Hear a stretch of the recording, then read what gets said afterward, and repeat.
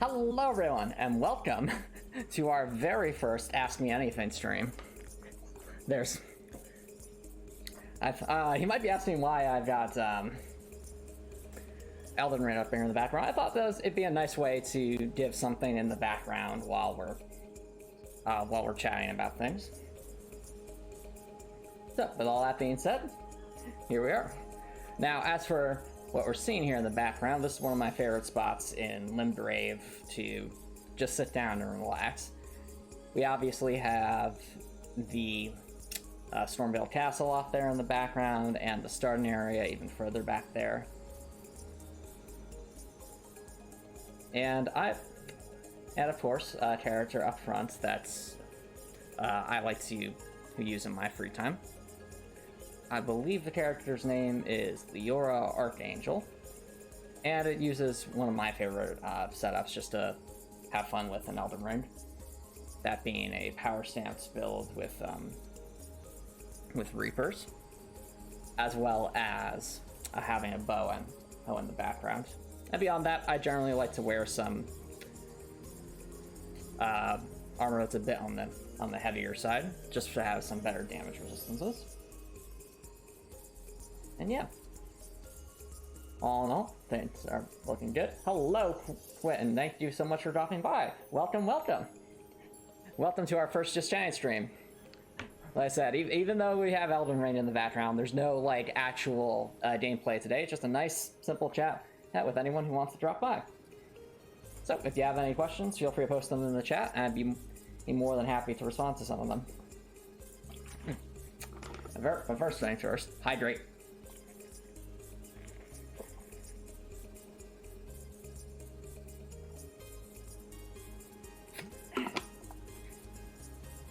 I will say, seeing the it has been a little bit since I've been in just saying in Elden Ring, and that's because, you know, between the bow only challenge run being done a while ago, the only thing left coming would be the DLC. Is Elden Ring your favorite video game? That's a good question, Quinn. I don't necessarily say Elden Ring is my favorite video game. It certainly is a lot of fun. Ooh, it's getting foggy here for a second. But it's definitely one of my favorites video games just to play for fun. But yeah, I think Elden Ring wouldn't even be in my top 5.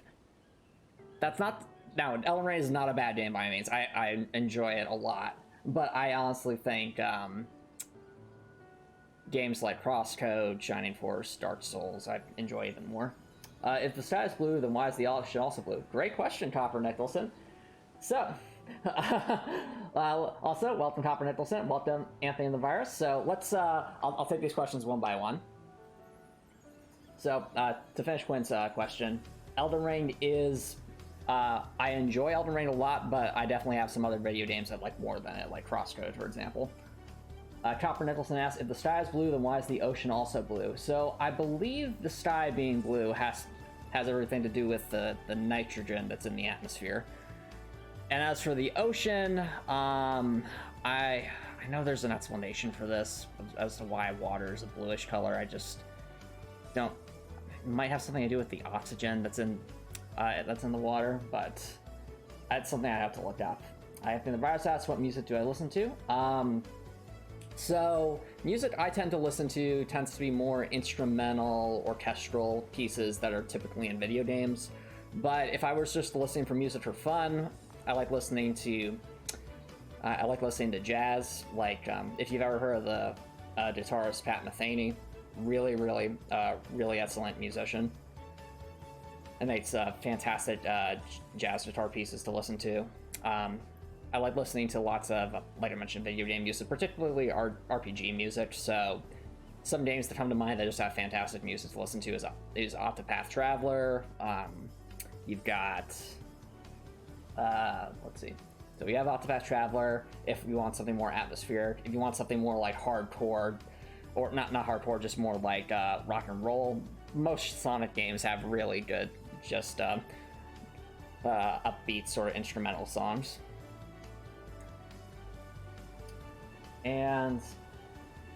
beyond that, I think the Pokemon series actually has some pretty good songs as well, especially remixes to like my favorite video games or to some anime I like. Those can be really fun to listen to. Not sure if any of you all have heard of like. Soundtracks are pretty tight, honestly. I agree, Anthony the Virus. I agree. It's and even like Sonic Frontiers, which went for more like an orchestral metal kind of feel, like they really nailed it. Like Break Through It All and the I'm Here Revisited track are songs I still listen to a lot. Like Sonic Frontiers, really, really great music, as well as just being a really great game overall. So Quinn asks, because the stats reflect in the water. That's actually a good point. I didn't even think about that. Copper Nicholson asks, why is Alphen the best character in Cold Steel and the leader that our country deserves? So first of all, Alphen is not the best character unless you mistyped the word Toa. Second of all, being the leader that the country deserves, that actually might be more accurate, especially at the end of Trails of Cold Steel 2, because Alphen was willing to stand up to people in her own class. And I don't mean classes like school, I mean classes in like social class. Alphen being the daughter of the Emperor of Erebonia, so she may be in the line of succession to the throne. She called out the other nobles when they were essentially looking at other members in their society as lesser human beings. So I think with enough development, Alphen could actually be a pretty decent ruler. But that's something to think about. Hopper Nicholson asks, why does the film known as B-Movie feature so little jazz? Honestly, I have no idea. It's so disappointing that B-Movie doesn't have nearly as much jazz. It feels like a missed opportunity, especially with how much jazz has been in some nice 3D animation movies. Like, I think of the fun music you hear in like Toy Story, for example. Nice background music that sometimes have lyrics to it that can be really, really inspiring or insightful to the story. Which of Equestria's leaders... Oh, also, hello, PB and Pretzels. Thanks for dropping by. How's it going?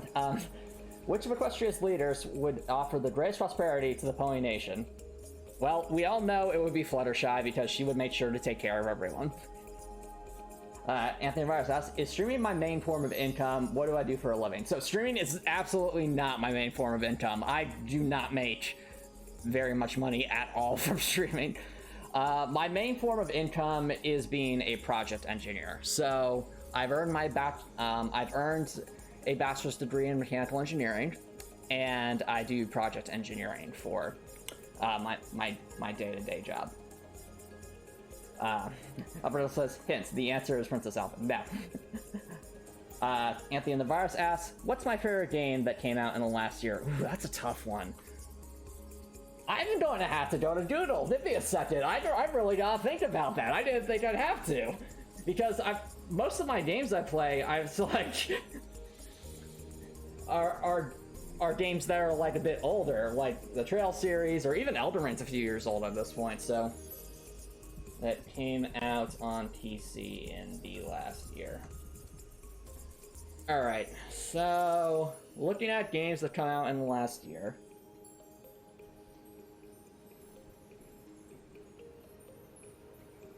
Yeah, unfortunately, nothing's really jumping out at me, because I haven't really played... I don't think I've played any games that came out in the last year. At least not yet. So, I think the better question is, what game has come out this year that I would generally like? So... Actually, there's the video game category by year.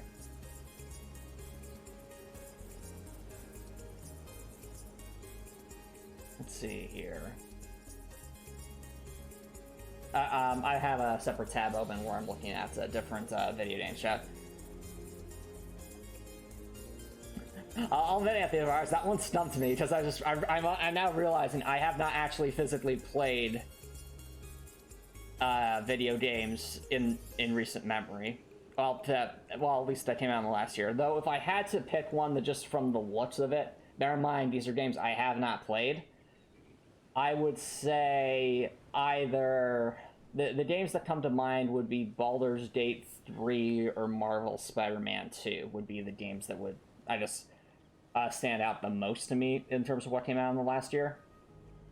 But even then, it's like, we all know that the games I play are usually a bit older than that, because let's face it, video games go on much bigger sales after you wait a couple of years, and you can really save on them that way. Okay. Anthony the Virus says, follow-up question, what is the next new game release I'm looking forward to? Well, if we include DLC releases, obviously the Elden Ring DLC, that goes without saying. But if we're not including the Elden Ring releases, I would say that, so I'm not sure if you heard of this one, Anthony the Virus. There's a game called Project Terra, and it's not coming out in anytime soon. It's probably going to take many years to finish, but the reason I'm looking forward to it is because it's made by the same developers that made Crosscode, but they seem to be they seem to really be expanding upon the system they made in Crosscode while taking it in different directions, while still having that kind of top-down pseudo 3D platforming adventure experience. And that's what I'm really looking forward to in the long term. Pepper Nicholson asks, why do I think the most popular meme that came out of Ruby Volume 9 was a joke about Ruby Rose being that?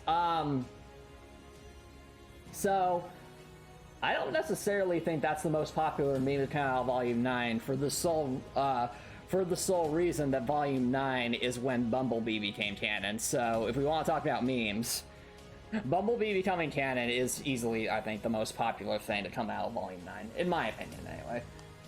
How do I feel about the series finale? So, whether it's truly the series finale or not is going to depend on whether it gets the Samurai Jack treatments, as in another studio picking it up and trying to pick it up from there, just like Samurai Jack had, like, I think its final season came out many years after its last, because of, you know, rights and all that. And because Ruby is such a massive franchise, I'd be really surprised if someone didn't try to get the rights to it to keep going on, because it's a very popular franchise worth a lot of money.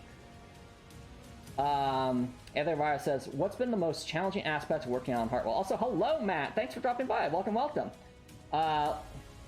Let's start with Anthony Virus's question. I'll get to your question in a second, Matt. So, what's been the most challenging aspect of working on Heartwell? Okay.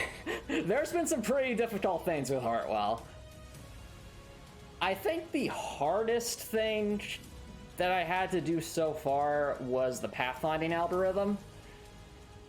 Because the pathfinding algorithm, not only is pathfinding fairly difficult to do in Fusion 2.5 due to some limitations and lack of documentation for the pathfinding object, but what made it especially difficult is Fusion 2.5 has a massive limitation for object scoping, where you can't. There aren't very many good ways to make two of the same objects act independently of each other. So let's say, for example, we have here Elden Ring in the background. Let's say I want to make an object called Skeleton wielding sword. All right, and let's say I have a hallway that has two of these skeletons wielding a sword. It's that one skeleton is like way in the back of the hallway, and the other's more towards the front near where the player enters.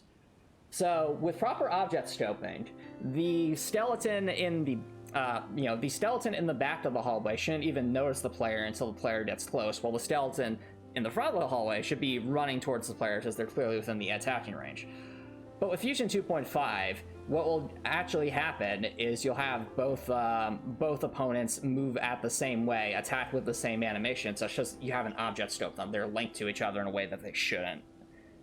So to get around that, you need to use something called the for each object, as well as and more recently, there's an option for some object scoping if you call upon an instance variable, which is a unique variable you can assign to duplicates of the same object. But because of how Heartwell works and how I need to have a collision box and an animation for any enemy type, you end up in a situation where you need the for each object anyway, and the for each object does not work very well with other objects like the pathfinding object. And because of that, I basically had to take the premise of pathfinding and then redesign my own pathfinding system. And that took almost half a year, if I'm remembering correctly. So it was brutal. But it was definitely worth it, though, because now we have at least decent pathfinding that's functional, and that's what matters. Matt says, hello, Dynatomics. Do I have any plans to move to a new game engine or development considering the age/state of my existing engine? Great question. So at the moment, no. And you might say, well, Antomix, you bring up all these limitations that Fusion 2.5 has. Why do you keep using it? So, first of all, it is the engine I know the best.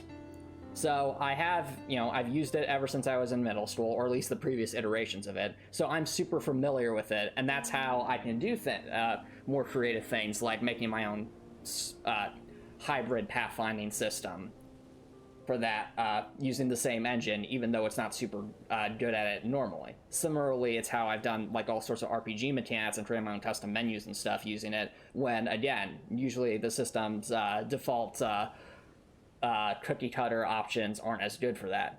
So, in other words, I understand the limitations of the system, and I know how to like really experiment with them and play around with them.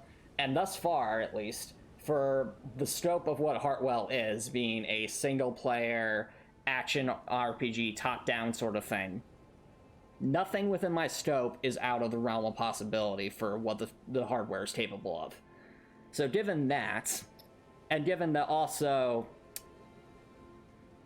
there's a certain level of prestige that comes with using something that's more challenging to do something to really push the limits of the system, I see no reason to change at this point. But a great question, though. And to thwart the entire game of the Skyrim? No. How did I develop the lore for Heartwell? Does Dorothy's character have some aspects of you? Great question, Twin. So, let's think. When I first started making Heartwell, I didn't even know what the title of the game was. I didn't even know what the character was. Because I started making the video game with two rules. One, develop within my means. Basically, if I'm trying to work on a gameplay concept and I don't know, and it doesn't seem to be working because of my lack of skill set or something, drop the idea and move on. And two, make a game that I would want to play. Now, none of that has to do with lore writing. You might rightly say, okay, Anton, so how did you get to that point? Well, this was during the midst of the pandemic, and I started joining I joined like an online writing club, essentially. Like once a week, we'd all meet on the night, and then we'd say what we're going to write about, and then go spend an hour doing that, and then come back and share what we wrote. Because of that, and because at that point I had at least drawn the sprite for Dorothy, even though I didn't know what her name would be, I started doing my world building things that I've learned from doing dungeons, being a dungeon master for many years. And typically when I'm starting like writing a character or a section of a story, I first like to go into symbolism. So you're asking how to store these characters. So first, the name Dorothy Heartwell. That name is not arbitrary. I chose that name because the two names, I like to go to websites that list the meaning of names so that the first and last name of a character can have a symbolic meaning if you read it together. In the case of Dorothy Heartwell, the name Dorothy means gift from God. And the name Heartwell, Hartwell, though I added the E to be a bit more unique. The name Heartwell means from the well. Therefore, saying the phrase Dorothy Heartwell symbolically means gift of God from the well. And anyone who's played Heartwell knows, the Heartwell demo knows that Dorothy is someone who has a lot of perseverance and is someone who genuinely refuses to give up even when everything else around her seems to be shrouded in darkness. Hence, gift of God from the well, the light in the darkness. Does Dorothy's character have some aspects of me? Oh, absolutely. In fact, the irony is, even when I looked at like Dorothy's character portrait, I'm looking at like the facial structure and even like the nose, I'm like, that kind of looks like me, just a little bit. It's weird. Like, I look at it like, like similar kind of facial structure in places, same sort of tenacity, and like, it's just like, it's kind of another thing. Like, for anyone who's seen like the movie The Incredibles, both the main character Mr. Incredible and the main antagonist Syndrome, their facial structures actually do look a bit like Brad Bird at that time, and Brad Bird didn't even realize that until they were getting more towards the end of the movie. So I guess you could say art imitates life in a sense. I'd also say Dorothy definitely has my wholesomeness and my generally positive attitude. So there's a lot of aspects about Dorothy that are similar to me in that regard, at least personality-wise. Of course, there are some things that are not similar at all, and that one of those is that Dorothy is a social scientist, specifically a guidance counselor, and doesn't understand anything about engineering whatsoever. And I'm very much the opposite. Okay. I'm sorry up a little bit behind here in chat, so give me a second while I try to catch up. How to develop the lore. I'm seeing my language. Sounds like an awesome experience. Cool. I think that has that, the hashtag. Write down random ideas. No. So, but yeah, for world building, I start with the characters first, and then, as to finish up Quinn's question, so how do I world build? It's gonna sound really simple, but the more you think about it, the more complicated it gets. So now I have this character, Dorothy Hartwell, or at least a name for a character, you know, Dorothy Hartwell. The question is, I start asking questions about them. Who is Dorothy? Where does she live? Who does she know? What does she want to accomplish with her life? What is her occupation? How old is she? You know, even simple things like what color is her hair? Or like, what is a major character flaw that she has and why? And you can ask as many questions as you want, but the point is you ask questions and you answer them, and those answers become your lore, whether it's for the character or you can do the same thing with any situation, with any sort of setting here. So like here, for example, if we say Stormveil Castle, which is that golden castle you see off in the distance, I might say, where is Stormveil Castle? Why is it there? Who built it? You know, questions like that. And when you answer those questions, you're adding more to your world until you've started from nothing and then it's branched off into something much more vast. Okay, so trying to catch up here with Chabot. Anthony the Virus asks, how do I and Atomics know each... well, sorry. Oh, you were asking a Copper Nicholson question, never mind. Matt asks, no, okay. Anthony the Virus asks, am I planning to do early access for Hartwell or something like the Kitstar? Super excited to play more beyond the demo. Oh, I'm glad you're excited to play more beyond the demo. I mentioned during the most recent, the next major patch is probably coming somewhere between August and November of this year, though that is subject to change, and it's all going to, for one reason, that being the ultimate full screen update. So, or as I like to call it, the stream resizing update. That's going. There's a lot of work that has to be done with that, but and because of that, I have to have two separate application files. One that's like a backup in case my rework fails spectacularly, and the other is the file where I'm adding the code to work on resize. Changing positionings of the UI, adding UI, reprogramming things to fit more in line with the smaller screen size so it can be enlarged to a 2x magnification. Because of that, that's going to be I don't want to, like, any other update I would add to Hartwell would inevitably be to the one with the ultimate full screen update, because if I added it to the backup, that would essentially be duplicating work, and I'm one person. I don't want to duplicate work. So because of that, it's definitely going to be a number of months before the next patch for the demo comes out. But the hope is when that patch for the demo comes out, it would be the stream resized update, as well as things that would come along with that. Something that I'm working on off stream is improving some of the tile sets in throughout Bardolph Well to make things more visible, like different heights and such, as well as making walls and floors easier to determine. But I know I went off on a tangent there. You're asking the question, do I plan to do early access for Hartwell? I'm also going to say I don't know yet. Oh, my message was appraised. Apparently. But the reason I don't know yet is because you have to beg the question of, at what point is a demo no longer a demo and is really getting to, like, the meat and potatoes of the game? So that's something I'll have to... I'll have a better answer for that once I see, like, what the development timeline is for one of the areas outside of Bardolph. But right now, the focus is very much foundational, get the base core fundamentals of the game in a good state before moving on to develop the rest of the game. But if I were to do something, it might be more like maybe a closed beta or something, so I could get some feedback on some of the later areas. But I would definitely, there's a certain point in the story where things get into super heavy spoiler territory, and that's where my hard stop would be for anything like that. But right now, unfortunately, I just don't know. Matt says, thanks for the answer. You're a professional game designer for the last 25 years, so understand the pain of moving game engines. You do have a few easy options for moving away from MFN in the future. Decide for your next game. Thanks for letting me know, Matt.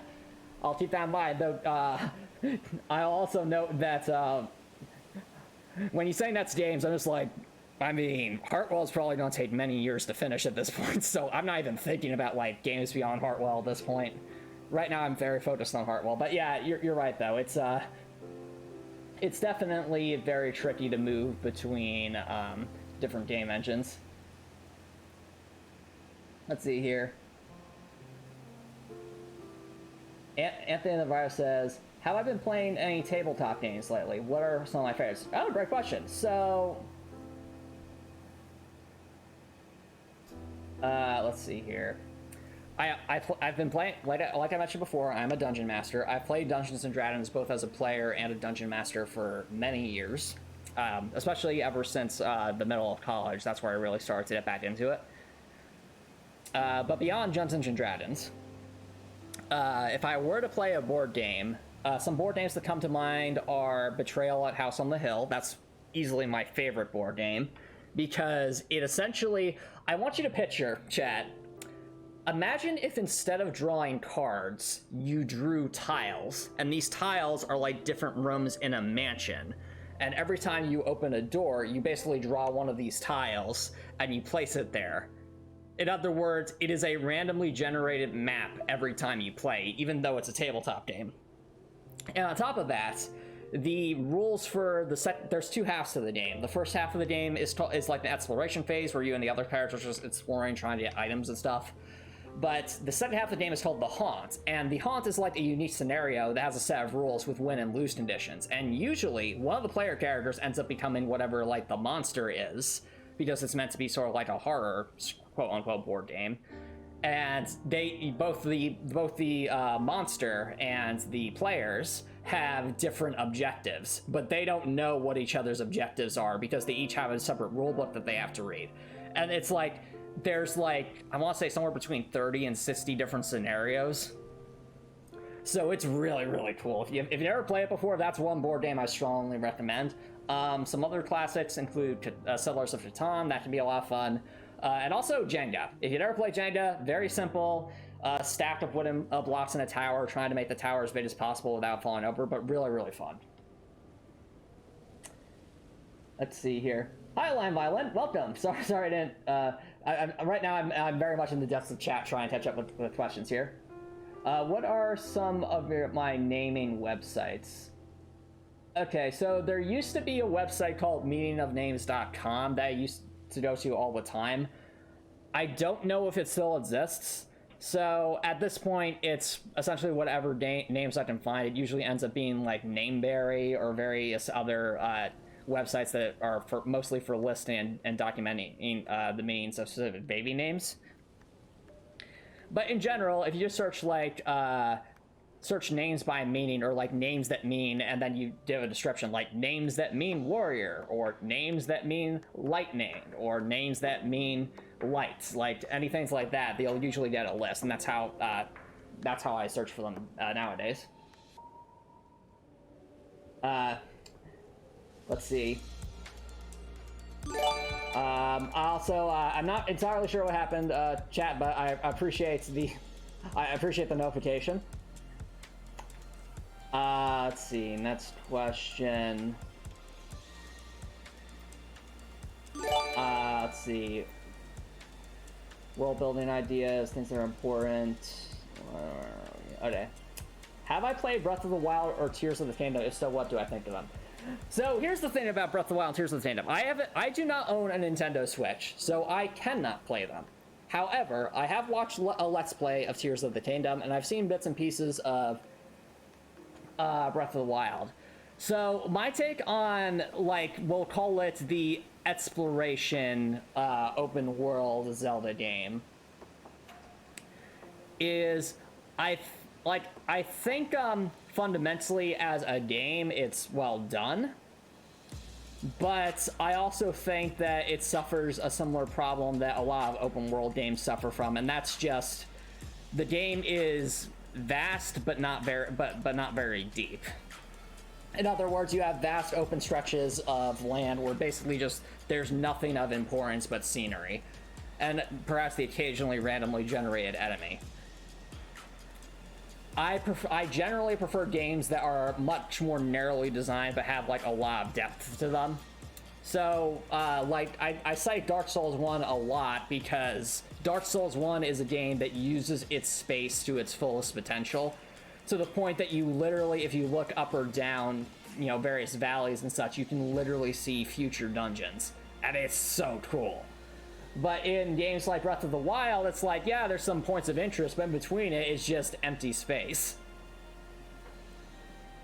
So I think as well designed as Breath of the Wild and Tears of the Kingdom are, I think they would benefit a lot from condensing things down to a point where it's like, yeah, it's a smaller game world, so you can't market it as being like, oh, look how vast our map is. But you could say, like, you know, every step you take is worth it. Yellow Tree leaves breezing through the darkness of prey. Oh, I agree. It's a very... I love the dynamic weather system in Elden Ring as well. Let's see here. Alright, I'm almost to the front of chat. Honestly, I have to agree. Should be vanilla. Oh, you like vanilla ice cream? I like vanilla ice cream. Do I have plans for the next project once Heartwell is complete? No. Like, right now, my mind, my heart, my soul is all in Heartwell. I'm not really going to think about, like, what comes after until I'm, like, getting closer to finishing it, and I am many years from that. I see, PB and Pretzels, thank you so much for the gift subs, I really appreciate that. Anthony the Virus asks, would I consider streaming tabletop games in the future? Catan is one of your faves. Would love to watch you and your group play. Great question. So, the thing is, my group that I usually play Dungeons & Dragons with, we actually don't live in... We're very far away from each other, geographically speaking. So we can't physically meet up for, like, a behind-the-camera, so to speak, tabletop session like that. So we use online systems like Roll20 and such to, you know, communicate over Discord and such. Now, would I ever consider streaming a tabletop game of some kind? Maybe not necessarily with my group, but just with a group of people. Maybe, if there's a strong enough interest in it and there's something that really speaks to me. But, I mean, as of this point, I'd say, at this moment, I'd say no, but it is something I am open to. Like, if there's, like, an electronic version of, like, Betrayal at House on the Hill, or Catan, or something like that, and I could get, like, maybe some other friends to play electronically, that might be something I'd consider, but for now, that's just not considering it at this point in time. Let's see here. Would I be willing to host games on Twitch? Again, possibly, but I need to think about it. People Pretzel says, fair points of Breath of the Wild, sir. Yep, that's my 2 cents. And bear in mind, I am one who genuinely believes to really get the full experience of the game, you have to play it and maybe not watch a Let's Play of it, but since I don't have a Switch, unfortunately, the best I can do is just watch a Let's Play and try to pick apart what I see. But I'm sure anyone who's seen me play my challenge runs know I play games purposefully the wrong way to try and see just how far I can push gameplay mechanics. That's why I do challenge runs. So, am I excited for the new Transformers 1 movie featuring Chris Hemsworth as Orion Pax? I think it looks somewhat interesting. Would I say excited? I think it looks, again, somewhat interesting, but at the end of the day, it's still like a Michael Bay Transformers movie, right, Copper Nicholson? Let's see here. So, Matt asks, am I studying or do I have a day job alongside Heartwell development? Okay, well, great question. So, like I mentioned earlier, I'm a project engineer. I've already gotten my college degree, and you know my day-to-day job is being a project engineer. But, and I do that day-to-day job. In the daytime, I'm a project engineer. At nighttime, I'm doing stuff like Heartwell or Twitch stuff, or working on my YouTube video essays. And if there's one thing I've learned over the past 3 years, it's how to properly balance a full-time job with developing a video game. You have to do a lot of planning, and you have to be willing to commit to your the schedule you set, while also making sure keeping it balanced so you don't get burned out.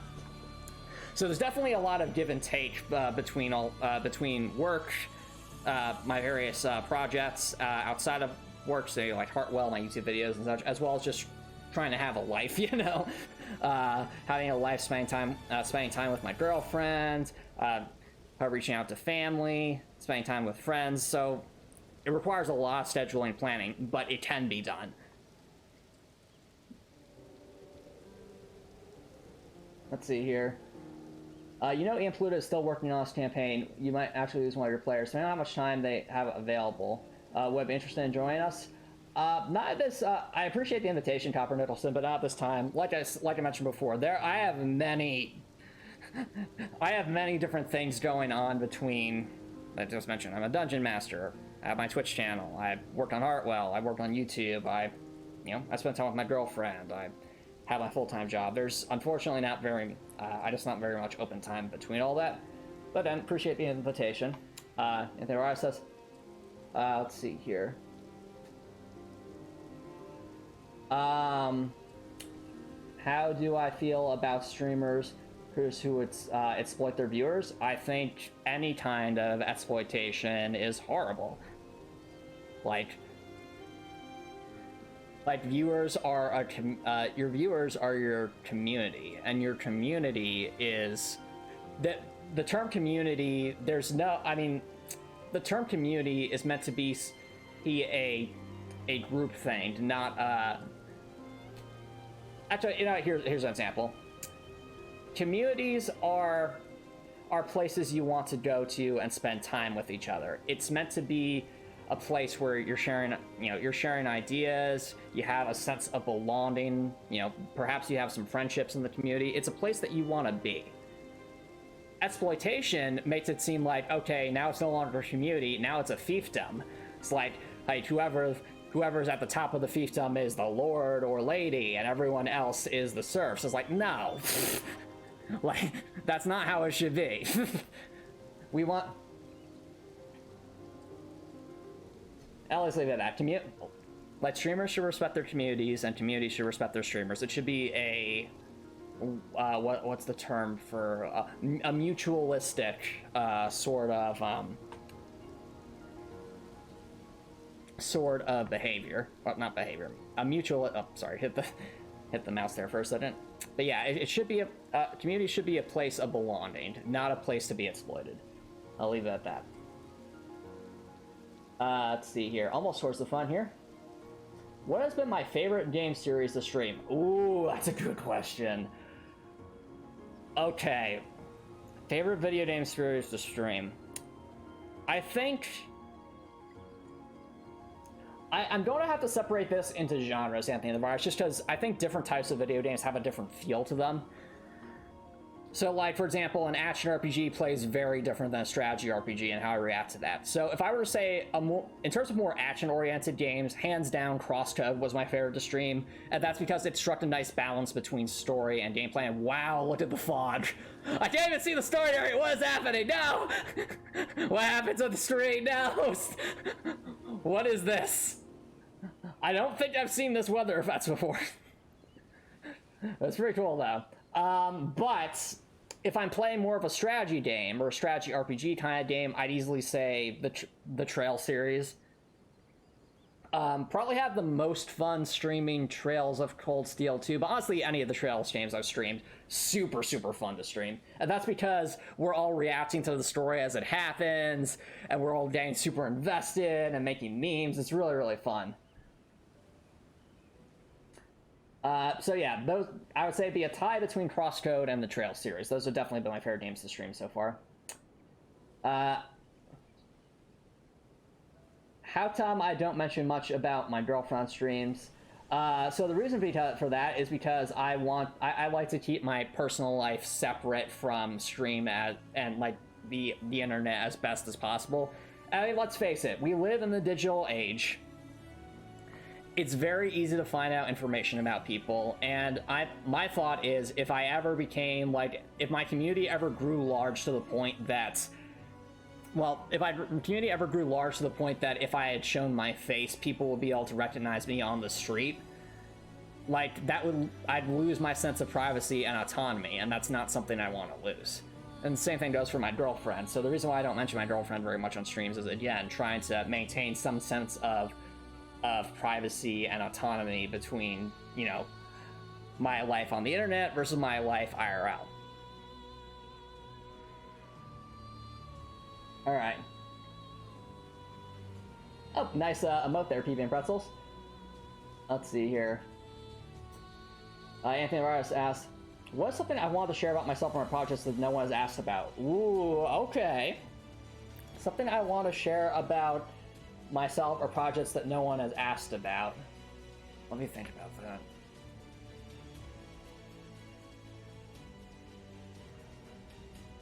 Okay, so one thing that no one generally asks about that I feel like would be fun to share about my projects is I'm actually starting to, with my YouTube channel, I'm trying to branch out a bit with the types of video essays I make. So I don't know if I really mentioned this on stream at all, but I started I started writing like a bunch of different like video essay topics that I would love to write a video essay for that's not necessarily challenge run related.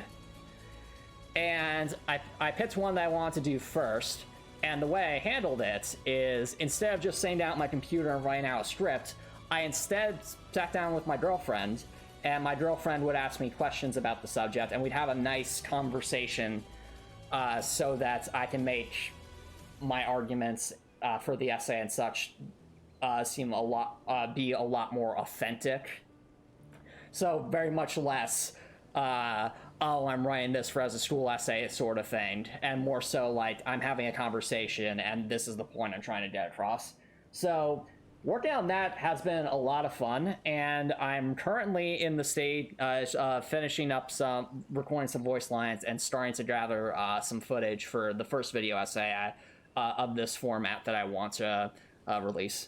So hoping to have that out in the next couple of weeks. It's definitely going to be an interesting experiment, but I'm excited for it because there are definitely a lot of things about video games in particular that I have to say, especially with analyzing video games and narratives and things to that effect.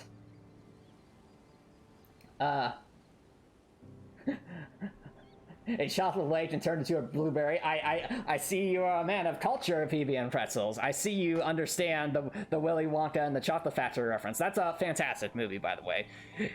If I were to say Willy Wonka and the Chocolate Factory versus Charlie and the Chocolate Factory versus Willy Wonka, hands down, Willy Wonka and the Chocolate Factory. Best movie of the interpretations. If you haven't seen it, go watch it. Many memes have spawned from that movie. Let's see here. Anthony Ramirez says, just wanted to say thank you for all the effort you put into those streams. Thank you for the contest of video. Says, oh, I appreciate the comp. You're welcome, Anthony Ramirez. I appreciate the compliment. I'm trying my best. Anthony Ramirez says, do I own a firearm? No. Next question.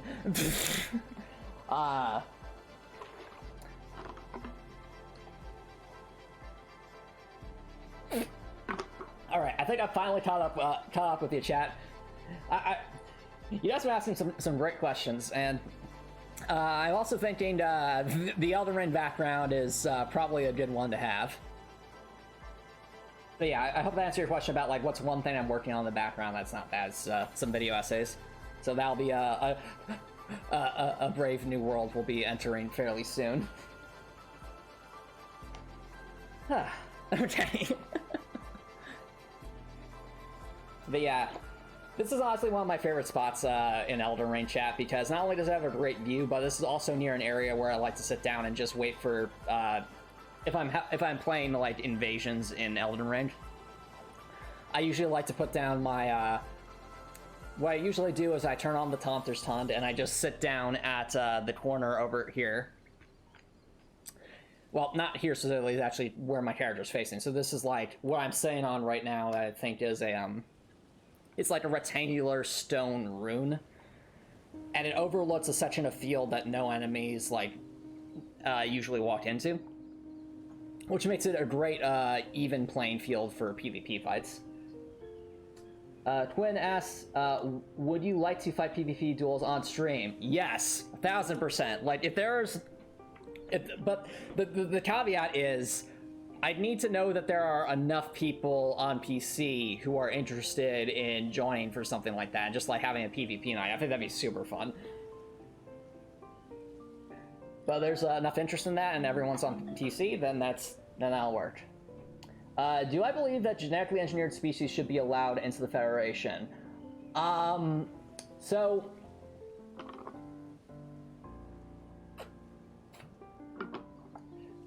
So what I think is, I think there should be, bills of rights for genetically engineered species.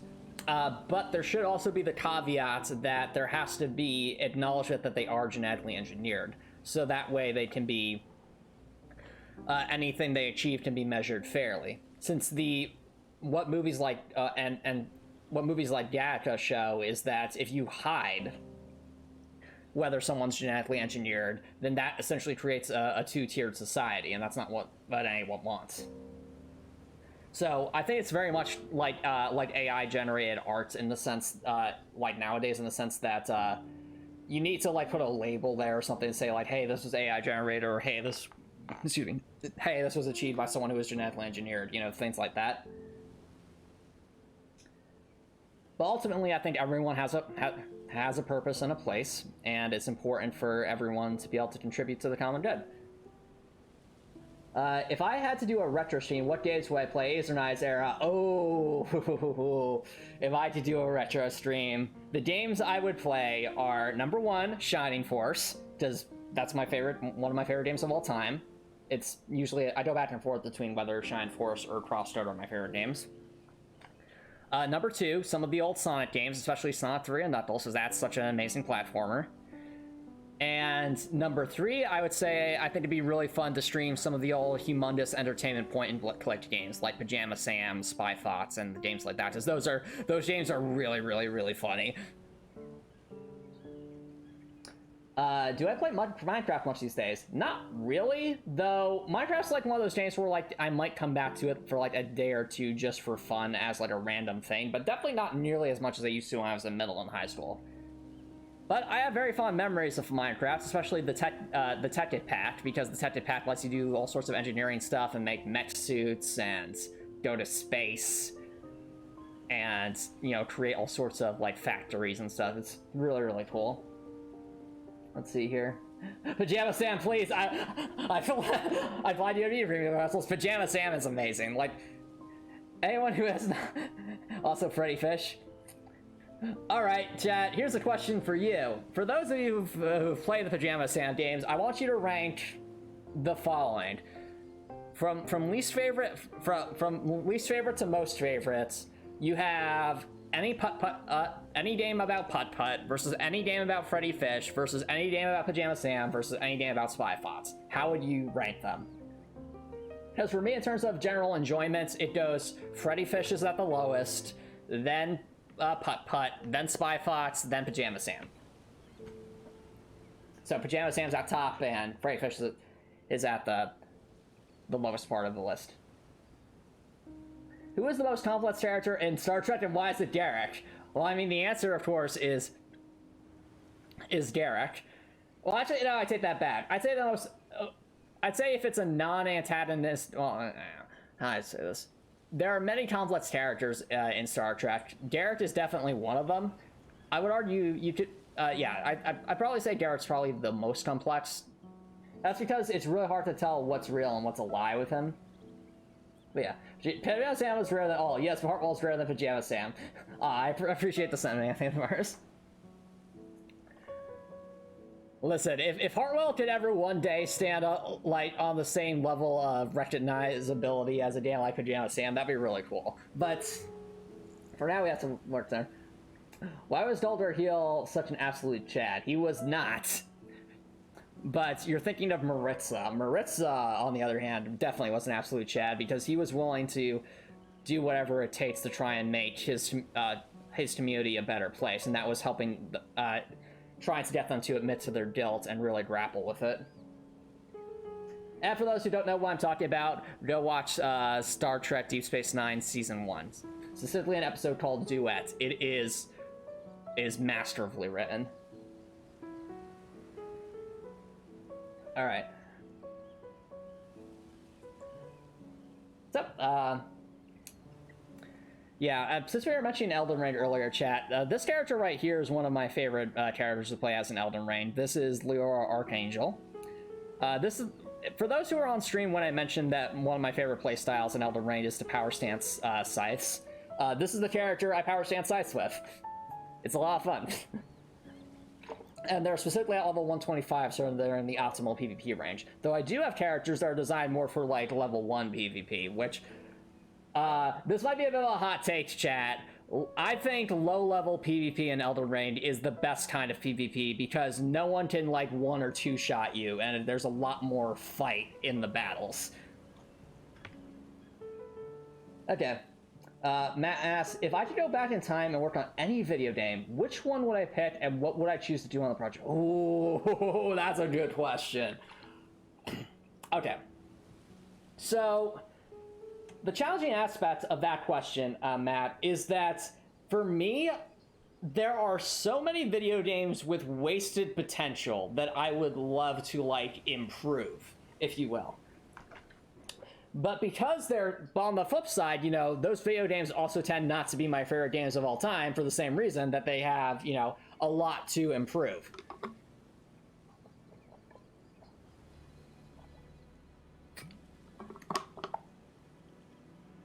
So, I will answer this question from the perspective, Matt, that I essentially get carte blanche to do whatever I want with one video game of my choosing. And if I could do that with any video game,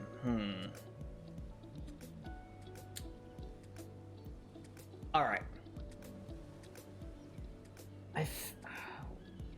Because right now in my head I'm going like, would I want to be developing Shining, would I want to essentially be able to do stuff with Shining Force?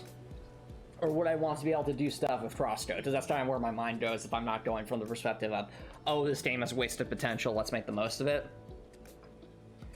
If I could do anything with a game that I love, in this case, Crosscode, like if I was on the dev team for Crosscode, because Crosscode has a fantastic story, so there aren't too many things I'd want to change with it, but if I were able to change some things about Crosscode, I would do a couple of things. The number one thing I would love to do with Crosscode is I would love to switch the order between whether when you fight Shizuka versus when you fight Gotham. And the reason for that is, while I think Gotham's final boss fight from a gameplay mechanics perspective is perfect for a final boss, I honestly think Shizuka, narratively speaking, is a much better, would have made more sense as a final boss. Because she was very much the main antagonistic force against Leia for much of Crosscode, and she was the one who was making Leia question herself the most. So, I would essentially change Crosscode to reorient the narrative a little bit to make it so that by the time you get to the top of Vermilion Tower to try and get to the server, Shizuka stands in your way and you actually have to win the PvP fight in order to beat the game. Like, to me, that would be like, you're at the top of the tower, Shizuka's standing in your way because she's not willing to let things go, and Leia has to prove her right to exist. Like, that to me would be like a change I would absolutely want to do. The other change I would do is I would make it so that you can canonically, I would make it so that you'd have like free time events, kind of similar to like the Trails games and Persona games, where you could speak to some of the other main characters and form bonds with them. And the reason for that is, come on, we all know that Leia needs to have some canonical shipping, and we all know how much I ship Emily and Leia, so that needs to be there too. So, in summary, I'd want to work on crosscode. I'd want to make Shizuka the final boss. I'd want to add free time events. And beyond that, I think it'd also be kind of fun to maybe rework how the progression through the different dungeons is into a somewhat non-linear way. Kind of like Heartwell in that sense.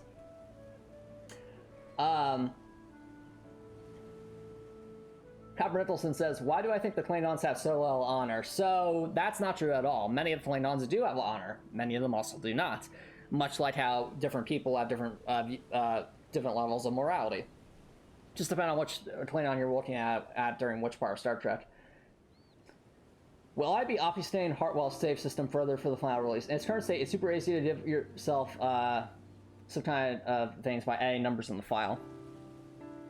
I do not intend to obfuscate Heartwell's save file much further for final release. And there's a couple of reasons for that, Anthony the Virus. First of all, I think in its current state, someone who doesn't understand programming really won't be able to do very much with it because it's just, you know, the save file is an array and it just lists various values. Second of all, for people who do understand how to program that stuff, the thing is, Heartwell is a single-player game. So, like, if you use, like, cheat codes or stuff during in a single-player game, yeah, it misses a lot of the point of the game, but at the same time, you're not, like, affecting anyone else's experience. You're trying to optimize it for your own. And third, you know, if I obfuscated it further with, like, encryption or stuff, it might make modding more difficult.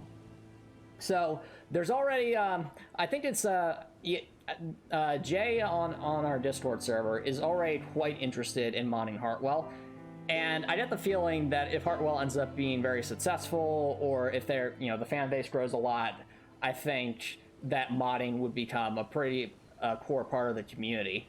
And I admittedly do not know very much about modding a game made in Fusion 2.5, but I don't want to do anything that would make it vastly more difficult, if that makes sense.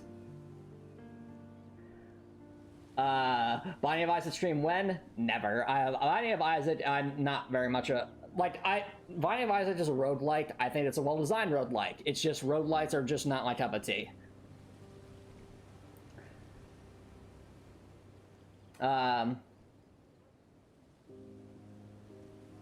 Let's see here. Matt says, you picked the original Thief game to work on just to experience them making so many good decisions, making amazing unique experience. That's also a fair point. I guess I didn't think about it from that perspective of like trying to just be on the team to see how they made certain decisions. Because when I've looked at it, I'm more thinking of this like, all right, how would I change this game or make it better? Not how would I get to know how they made certain decisions. But yeah, that's a good take on that, Matt. I think that's pretty cool. And Thomas asks, if a changeling turns into liquid form and Million drinks the liquid through a straw, what happens to the changeling?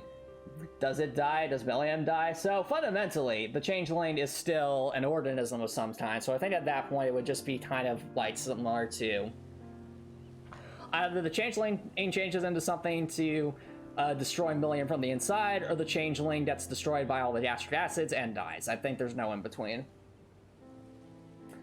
Peter Hensel says, exploits that don't break the game that are very specific should not be patched out. I also agree with that sentiment. I mean, I already know of one. I know it's not an exploit, it's more so just a quirk of the game mechanics.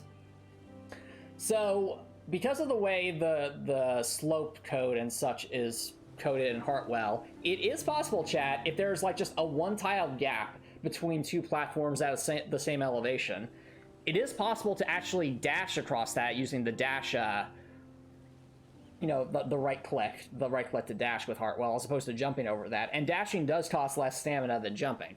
Now, it's very finicky and not the most consistent thing, but it is doable. And I consider that more of a skill thing. Like, if you're able to do that consistently, good on you. Like, good job. I'm not patching that out. But it's not like going to ruin the experience, you know? I'm familiar with the Ship of Theseus experiments in Field of Identity metaphysics. Of course I am. It's a thought experiment about after you replace certain amounts of a ship, at what point is it still Theseus' ship? All bugs should be included as features, just like Bethesda. Don't know if I agree with that notion. Some of the bugs in Bethesda games are inexcusable, in my opinion, whereas others are definitely down to the point of being features. and drop out, but thank you for this AMA. This was super awesome. Awesome. Well, appreciate you dropping by, Anthony the Virus, and I hope you have a good rest of your night. Alright, chat, I'm noticing it's saying past 4 o'clock, so I'll probably want to wrap up soon. I'd say let's do 3 more questions, and then we'll wrap up. So, first question comes from Copper Nicholson. Would it be possible for a changeling to survive being passed through that? I have no idea. That's a question for Star Trek.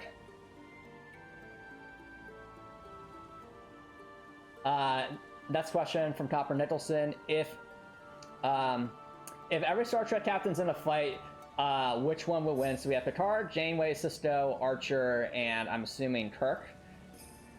It would either be Sisto or Kirk. Sisto's willing to do whatever it takes to get things done, but Kirk is really devious. So it's one. So it'd be either Sisto or Kirk. I'd lean towards more towards Sisto, but bear in mind I am biased towards Deep Space Nine. All right, chat. Last question of the night. What shall it be? Or as last question of the afternoon. What shall it be?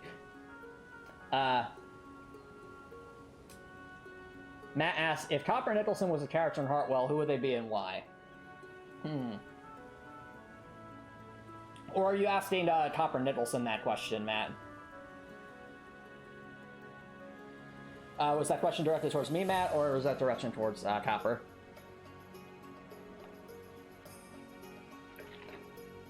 Oh, asking me. Alright, let's see. Well, Copper does, if there were any character like that, it would probably be a Milliam-like character. So you have a character that is an entity of chaos, but deep down has a wholesome and good side to them that just takes a bit to see. That's probably the kind of character it would be. It's just like a Milliam sort of character. So someone who's like does all sorts of chaotic things, but otherwise has some wholesome goodness is deep down. And yeah. So that's I think this is where we'll begin to wrap things up. So all in all, chat, I think this was a lot of fun. I definitely would be open to doing this again. So my question to you, chat, because I know last week we did like the sort of tier list sort of thing. This week we're doing an AMA. What kind of frequency would you want to see for AMAs? I've seen suggestions of once a month. I could arguably see doing this having the chat stream be an AMA every other week. My thoughts would be either doing it once a month or having AMA be every other week. You like every other week? Okay, that makes sense, Copper Nicholson. What do you think, Peepin' Pretzels, Matt, and Twin?